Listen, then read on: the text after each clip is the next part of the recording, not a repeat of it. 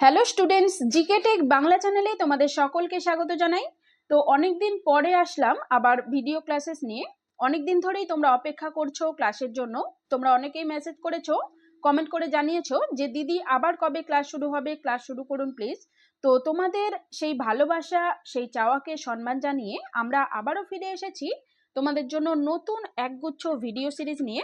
তো আজকে ক্লাসে আমরা আলোচনা করব সাধারণ জ্ঞান, ইতিহাস, ভূগোল, পুষ্টি, জনস্বাস্থ্য, শিশুর বিকাশ, ইংরেজি, নিরাপদ রন্ধন প্রণালী, পরিচ্ছন্নতা ইত্যাদি বিষয়ে, যেগুলি তোমাদের অঙ্গনওয়াড়ি কর্মী এবং সহায়িকা পরীক্ষার্থীদের জন্য ভীষণই গুরুত্বপূর্ণ সাবজেক্ট।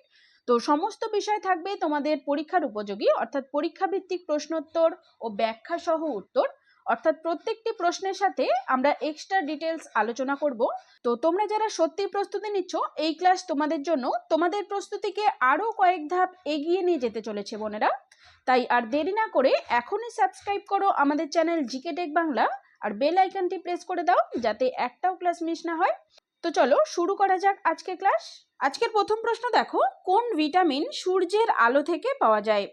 তো সূর্যের আলো থেকে পাওয়া যায় আমরা সবাই জানি ভিটামিন ডি। তো এখানে অপশন ডি হয়ে যাবে সঠিক উত্তর। তো এক্সট্রা কিছু ডিটেলস দেখে নাও। দেখো, ভিটামিন ডি হাড়ের গঠন এবং ক্যালসিয়ামের শোষণে সাহায্য করে। তো ভেরি ভেরি ইম্পর্টেন্ট পয়েন্ট, তোমরা নোট করো। পরের পয়েন্টটি দেখো, সূর্যের ইউভি বি রশ্মি ত্বকের কোলেস্টেরলকে ভিটামিন ডি তে রূপান্তরিত করে। এবং শেষ দেখো, ভিটামিন ডি এর অভাবে কোন রোগ হয়? আমরা সবাই জানি রিকেটস নামক রোগটি ভিটামিন ডি এর অভাবে হয়ে থাকে। পরের প্রশ্ন দেখো, আয়রনের অভাবে কোন রোগ হয়? গয়টার, রিকেটস, অ্যানিমিয়া নাকি স্কারভি? কোন রোগটি হয়ে থাকে? তো সঠিক উত্তরটি হয়ে যাবে অ্যানিমিয়া।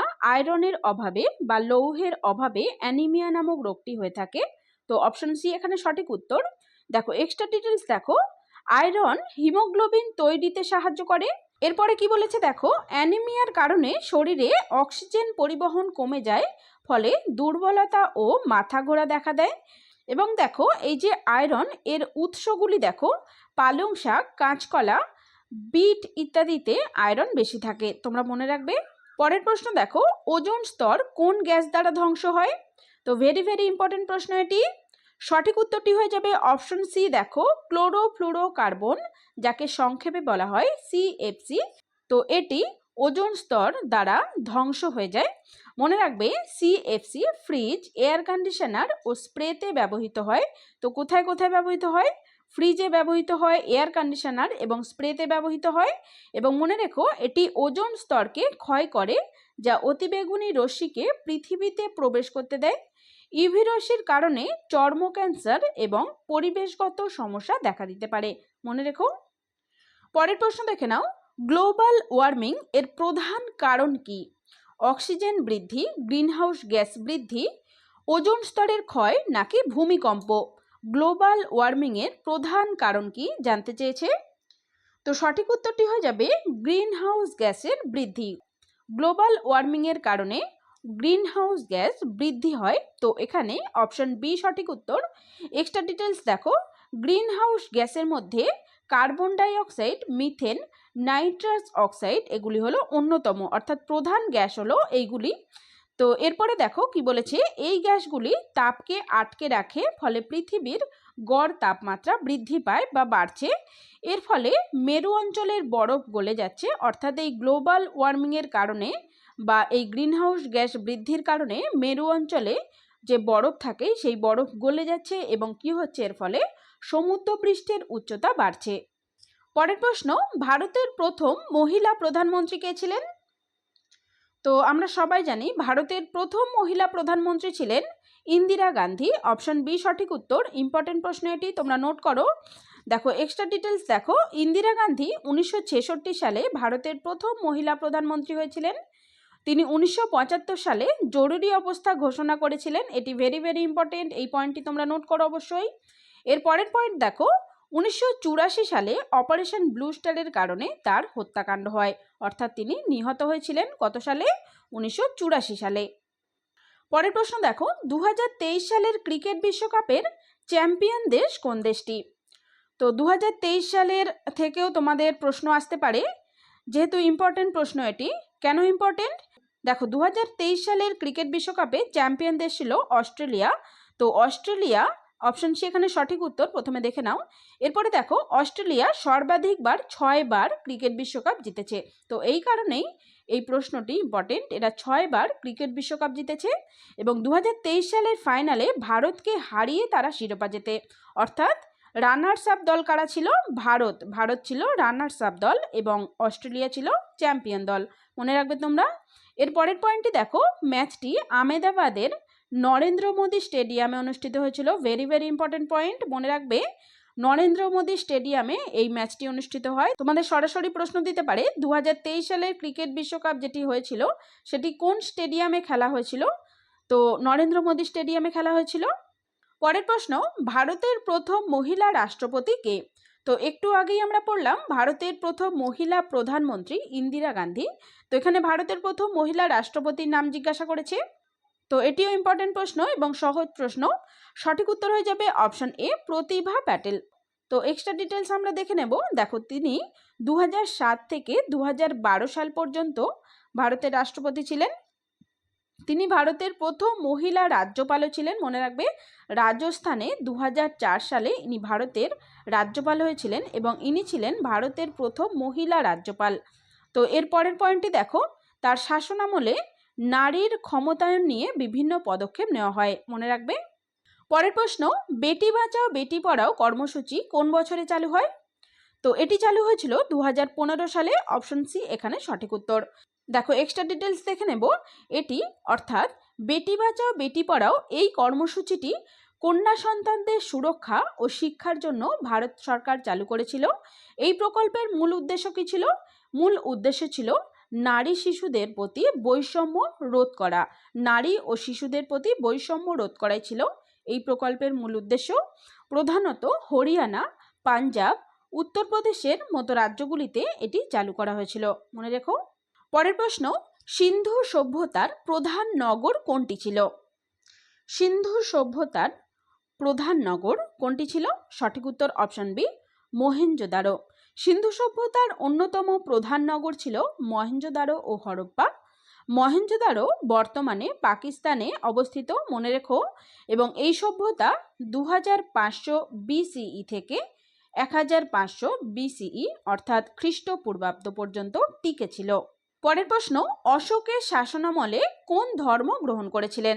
তো অশোক তার শাসনামলে কোন ধর্ম গ্রহণ করেছিলেন জানতে চেয়েছে।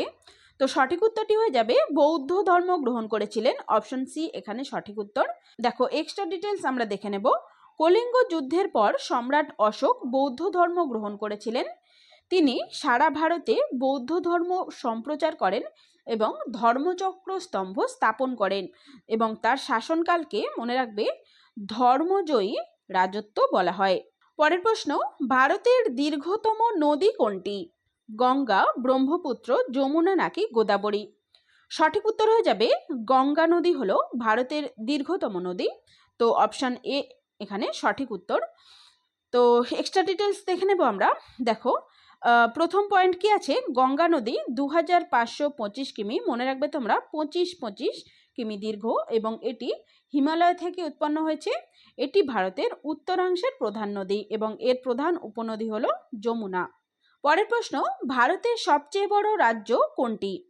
আয়তনের দিক থেকে জানতে চেয়েছে। তো আয়তনের দিক থেকে সবচেয়ে বড় রাজ্য হলো রাজস্থান। তো অপশন সি এখানে সঠিক উত্তর। দেখো রাজস্থানের আয়তন হলো একক দশক শতক হাজার অযুত লক্ষ 3,42,239 বর্গ কিমি। এর রাজধানী অর্থাৎ রাজস্থানের রাজধানী, মনে রাখবে, জয়পুর এবং এটি থর মরুভূমির জন্য পরিচিত। পরের প্রশ্ন, মানবদেহের সবচেয়ে বড় অঙ্গ কোনটি? সঠিক উত্তর হয়ে যাবে অপশন সি, ত্বক। ত্বক হলো মানবদেহের সবচেয়ে বড় অঙ্গ। ত্বক মানবদেহের বাহ্যিক প্রতিরক্ষা দেয়, অর্থাৎ বাইরের থেকে রক্ষা করে মানবদেহকে। এটি শরীরের তাপমাত্রা নিয়ন্ত্রণ করে, ভেরি ভেরি ইম্পর্টেন্ট পয়েন্ট। এবং ত্বকের প্রধান উপাদান হলো কোলাজেন এবং ইলাস্টিন, মনে রেখো। পরের প্রশ্ন, রক্তে অক্সিজেন পরিবহনকারী উপাদান কোনটি? সঠিক উত্তর হয়ে যাবে হিমোগ্লোবিন। অপশন বি এখানে সঠিক উত্তর। দেখো হিমোগ্লোবিন আয়রনযুক্ত প্রোটিন যা অক্সিজেন পরিবহন করে। এটি লোহিত রক্তকণিকায় থাকে এবং হিমোগ্লোবিন কম হলে অ্যানিমিয়া হতে পারে। পরের প্রশ্ন, আলোর গতিবেগ কত? তো আলোর গতিবেগ কত, এটিও ভেরি ভেরি ইম্পর্টেন্ট প্রশ্ন, মনে রেখো আলোর গতিবেগ এখানে জিজ্ঞাসা করেছে। তো সঠিক উত্তরটি হয়ে যাবে অপশন এ। দেখো একটু ক্যালকুলেট করে নেব। একক, দশক, শতক, হাজার, অযুত, লক্ষ, নিযুত, কোটি, 29,97,92,458 মিটার পার সেকেন্ড। মনে রেখো তোমরা। তো এক্সট্রা ডিটেলস দেখো, এটি প্রায় 3 লাখ কিমি পার সেকেন্ড। তো এটি তোমরা মনে রাখবে, বিশেষ করে 3 লাখ কিমি পার সেকেন্ড, এটি মনে রাখবে। এবং দেখো এটি শূন্যস্থানের সর্বোচ্চ গতিসম্পন্ন। আলো শূন্যস্থানে সবচেয়ে বেশি গতি থাকে, অর্থাৎ শূন্য স্থান যেখানে, সেখানে আলোর গতি সবচেয়ে বেশি। গ্যালিলিও ও আইজ্যাক নিউটন আলোর গতি নিয়ে গবেষণা করেছিলেন। পরের প্রশ্ন, বিদ্যুতের একক কি? তো বিদ্যুতের একক হলো অ্যাম্পিয়ার। অপশন ডি এখানে সঠিক উত্তর। দেখো অ্যাম্পিয়ার বৈদ্যুতিক প্রবাহের একক। এটি আন্দ্রে মারি অ্যাম্পিয়ারের নামে নামকরণ করা হয়েছে। বৈদ্যুতিক চার্জের প্রবাহের হার পরিমাপে এটি ব্যবহৃত হয়, অর্থাৎ বৈদ্যুতিক চার্জের প্রবাহের হার পরিমাপে কোনটি ব্যবহার করা হয়? অ্যাম্পিয়ার, মনে রেখো। পরের প্রশ্ন, ভারতের সংবিধান কবে কার্যকর হয়? সঠিক উত্তর হয়ে যাবে 26শে জানুয়ারি 1950 সালে ভারতের সংবিধান কার্যকর হয়েছিল। অপশন বি সঠিক উত্তর। তো এর পাশাপাশি আরও একটি ইম্পর্টেন্ট পয়েন্ট অবশ্যই তোমরা মনে রেখো। দেখো 26শে নভেম্বর 1949 সালে ভারতীয় সংবিধান গৃহীত হয়। এটি ভেরি ভেরি ইম্পর্টেন্ট পয়েন্ট, তোমরা নোট করো। ভারতীয় সংবিধান গৃহীত হয়েছিল 26শে নভেম্বর 1949 সালে এবং কার্যকর হয়েছিল 26শে জানুয়ারি 1950 সালে। এরপরে দেখো 26শে জানুয়ারি 1950 সালে এটি কার্যকর হয়, আগেই বললাম, এবং এই দিনটি প্রজাতন্ত্র দিবস হিসাবে পালিত হয়, আমরা সবাই জানি। পরের প্রশ্ন, সংবিধানের প্রস্তাবনা কোথা থেকে অনুপ্রাণিত? তো সংবিধানের যে প্রস্তাবনা অংশটি, এটি অনুপ্রাণিত হয়েছে আমেরিকা থেকে। অপশন এ সঠিক উত্তর। দেখো ভারতীয় সংবিধানের প্রস্তাবনা মার্কিন সংবিধান থেকে নেওয়া হয়েছে। এতে ন্যায়, স্বাধীনতা, সাম্য ও ভ্রাতৃত্বের কথা বলা হয়েছে এই সংবিধানের প্রস্তাবনা অংশে, এবং সংবিধানের মূল কাঠামো সংরক্ষিত থাকে এই প্রস্তাবনায়, মনে রেখো। পরের প্রশ্ন দেখো, 2024 সালের ভারতীয় সাধারণ নির্বাচন কবে অনুষ্ঠিত হবে? তো 2024 সালে সাধারণ নির্বাচন অনুষ্ঠিত হয়ে গেছে অলরেডি। তো তাও তোমরা জেনে রাখো, সঠিক উত্তরটি হয়ে যাবে এপ্রিল মে। অপশন এ সঠিক উত্তর। দেখো এক্সট্রা ডিটেলস দেখো, ভারতে সাধারণত নির্বাচন 5 বছর অন্তর অনুষ্ঠিত হয়, আমরা সবাই জানি। নির্বাচন কমিশন নির্বাচন পরিচালনা করে, ভেরি ভেরি ইম্পর্টেন্ট পয়েন্ট, এবং ভোটাররা ইভিএম মেশিনের মাধ্যমে ভোট দেয়। পরের প্রশ্ন, 2024 সালের অলিম্পিক কোথায় অনুষ্ঠিত হবে? দেখো যেহেতু এখন 2025 সাল, তো 2024 সালের অলিম্পিক অনুষ্ঠিত হয়ে গেছে অলরেডি। এখন তোমাদের প্রশ্ন আসবে এইভাবে যে কোথায় অনুষ্ঠিত হয়েছে, 2024 সালের অলিম্পিক কোথায় অনুষ্ঠিত হয়েছে? তো সঠিক উত্তর হয়ে যাবে অপশন বি, প্যারিসে। দেখো 2024 সালের গ্রীষ্মকালীন অলিম্পিক প্যারিসে অনুষ্ঠিত হয়। এটি 26শে জুলাই থেকে 11ই আগস্ট পর্যন্ত চলেছিল, এবং এটি প্যারিসে দ্বিতীয়বার অনুষ্ঠিত হয়েছে। প্রথমবার অনুষ্ঠিত হয়েছিল কবে? 1924 সালে। পরের প্রশ্ন দেখো, আইসিডিএস এর পূর্ণ রূপ কি? তো আইসিডিএস এর ফুল ফর্ম জানতে চেয়েছে। তো তোমরা সবাই জানো আইসিডিএস এর ফুল ফর্ম হলো ইন্টিগ্রেটেড চাইল্ড ডেভেলপমেন্ট সার্ভিসেস। তো অপশন এ সঠিক উত্তর। দেখো এটি 1975 সালে চালু হয়, এবং শিশু ও গর্ভবতী মহিলাদের স্বাস্থ্য ও পুষ্টি উন্নয়নের জন্য এটি চালু করা হয়েছে। পরের প্রশ্ন, শিশুর প্রথম শিক্ষার কেন্দ্র কি? বিদ্যালয়, পরিবার, সমাজ নাকি খেলার মাঠ? তো শিশুর প্রথম শিক্ষার কেন্দ্র হলো, মনে রাখবে, পরিবার। সঠিক উত্তর হয়ে যাবে অপশন বি। দেখো শিশুর শেখার প্রাথমিক ধাপ পরিবারেই শুরু হয়। বাবা মা ও পরিবারের অন্যান্য সদস্যদের আচরণ শিশুর মানসিক ও সামাজিক বিকাশে বিশেষ গুরুত্বপূর্ণ ভূমিকা পালন করে, এবং শিশুর 80% মনে রাখবে বুদ্ধিবৃত্তিক বিকাশ 6 বছর বয়সের মধ্যেই সম্পন্ন হয়। পরের প্রশ্ন, মনোবিজ্ঞানী জ্যাঁ পিয়াজে শিশুর বিকাশকে কতগুলি পর্যায়ে ভাগ করেছেন? সঠিক উত্তর অপশন সি। দেখো 4টি পর্যায়ে ভাগ করেছেন। দেখো জ্যাঁ পিয়াজের মতে শিশুর জ্ঞানীয় বিকাশ 4টি পর্যায়ে ঘটে। কি কি? সংবেদী মোটর, যেটি 0 থেকে 2 বছর বয়স পর্যন্ত ঘটে। প্রাক পরিচালনামূলক 2 থেকে 7 বছর বয়স পর্যন্ত, কংক্রিট অপারেশনাল 7 থেকে 11 বছর বয়স পর্যন্ত এবং আনুষ্ঠানিক অপারেশনাল 11+ অর্থাৎ 11 বছর বয়সের পর থেকে ঘটে এই আনুষ্ঠানিক অপারেশনাল। মনে রেখো, এই তত্ত্ব শিশুর শেখার প্রক্রিয়ার ভিত্তি হিসাবে ব্যবহৃত হয়। পরের প্রশ্ন দেখো, ইংলিশ থেকে প্রশ্ন, honesty is the best policy. তো এখানে অনেস্টি কি ধরনের নাউন জিজ্ঞাসা করেছে। তো অনেস্টি এটি অ্যাবস্ট্রাক্ট নাউন, অপশান বি সঠিক উত্তর। দেখে নাও, এক্সট্রা ডিটেলস দেখে নাও।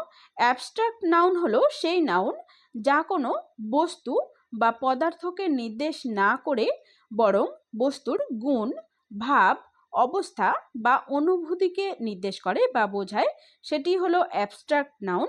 এখানে দেখো, অনেস্টি এটি একটি গুণ নির্দেশ করে, তাই এটি অ্যাবস্ট্রাক্ট নাউন। পরের প্রশ্ন, সি রাইটস এ লেটার। এখানে রাইটস কোন ভার্ব টেন্স, কোন ভার্ব টেন্স জিজ্ঞাসা করেছে। তো এখানে সঠিক উত্তরটি হয়ে যাবে প্রেজেন্ট সিম্পল টেন্স। তো অপশন সি এখানে সঠিক উত্তর। দেখো, প্রেজেন্ট সিম্পল টেন্স সাধারণত অভ্যাস, সত্য বা নিয়মিত কাজ বোঝাতে ব্যবহৃত হয়। এখানে রাইটস ক্রিয়াটি বর্তমানকালের একটি ক্রিয়া যা নিয়মিত কাজকে নির্দেশ করে, এজন্য এটি হলো প্রেজেন্ট সিম্পল টেন্স। পরের প্রশ্ন, সিপিইউ এর ফুল ফর্ম কি। তো সিপিইউ এর ফুল ফর্ম হলো সেন্ট্রাল প্রসেসিং ইউনিট। তো অপশন বি এখানে সঠিক উত্তর। দেখো, সিপিইউকে কম্পিউটারের ব্রেন বলা হয়। ইম্পর্টেন্ট পয়েন্ট মনে রাখবে, এটি সকল প্রকার গাণিতিক ও লজিক্যাল অপারেশন সম্পাদন করে।